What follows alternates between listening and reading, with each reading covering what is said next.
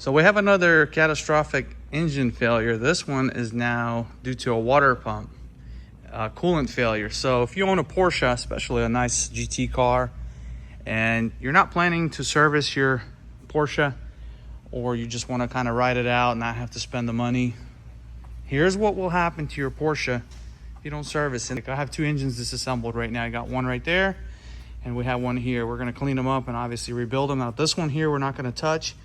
And what happened with this one is it started to make chocolate milk. And the reason why that happened, the water pump impeller slowly broke apart inside. This is exactly what happens with these.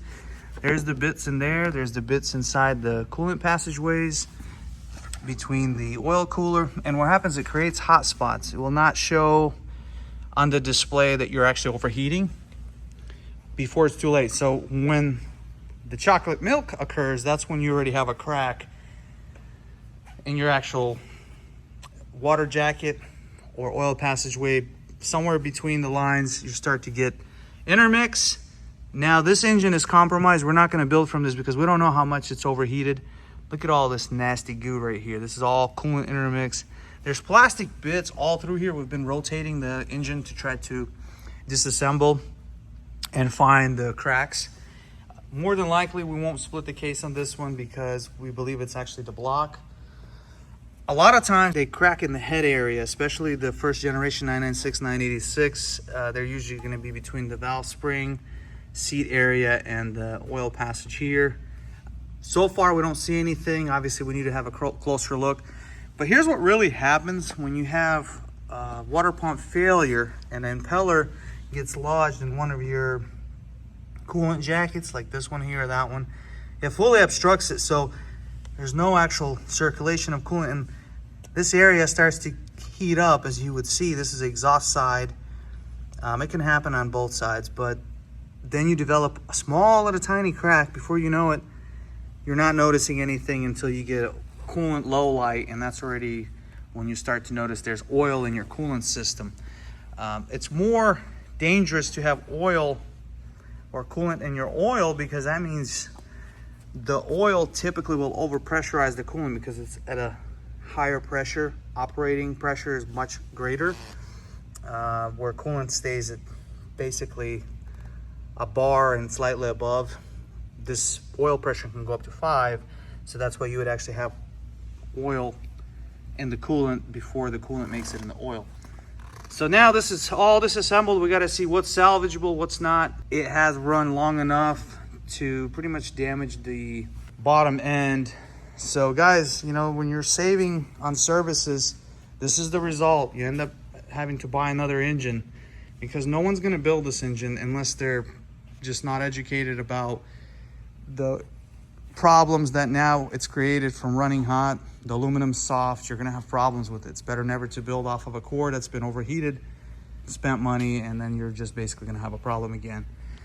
Ovality issues. I mean, we'll probably measure these cylinders one day, but we're not going to do much with this thing. We're going to end up buying another short block. Here's another one we had failed. This one failed from cylinder scoring. Here's the pieces from that one. And then that's it right there on the cherry picker. We're going to be cleaning that up and getting some of the stuff sent out to replace. So this is what we end up dealing with on a daily basis when this kind of failure occurs. Now, we pulled the IMS out. The IMS was actually fine. These are the engines that suffer from IMS failures. The rear main seal is original. So it really depends on what generation. Now this is the first generation 996 3.4 liter. The one that we have next to it is the 3.6 liter second generation 996. And this is why, as a Porsche certified shop working on these cars every day, we see these problems a lot, and our service interval videos that we post are not there just to try to take money from you by performing the service. We would actually rather perform an engine rebuild because it's a lot more profitable, but we're not here to scam anybody. We're just going to tell you that this is what happens, and I would rather you just service your Porsche and have you as a customer for life than having to replace a $30,000, $40,000, $50,000 engine build, because if you get a custom engine quote right now, you're looking at 30 to 50 grand. Now that's just the engine. We're not counting clutch that you'll need, flywheel, your water pump thermostat, injectors. If someone's quoted you 20 grand, they're skipping something. Because we've had calls, guys are like, hey, they quoted me 20 grand. That's impossible. Look at all these components. These are all old. If someone's rebuilding your engine and they're using old plastic hoses, lines, or any of the components, even on these later cars, you know, you got still the original water pumps, they're doing you a disfavor because your engine's just going to fail in one of those areas. So by the time you spend the money, yes, you can get a good deal on these 996s. They're great cars.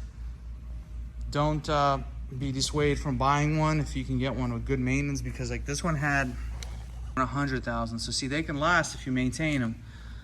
But someone just didn't replace the water pump because the misconception is, oh, the water pump's not leaking, I'm not going to replace it. So guys, stay safe. If you own a Porsche, any of them, service them. Don't follow the extended dealer service intervals, or you will end up with this kind of failure. So thank you for watching. Please like and subscribe. We'll see you next time.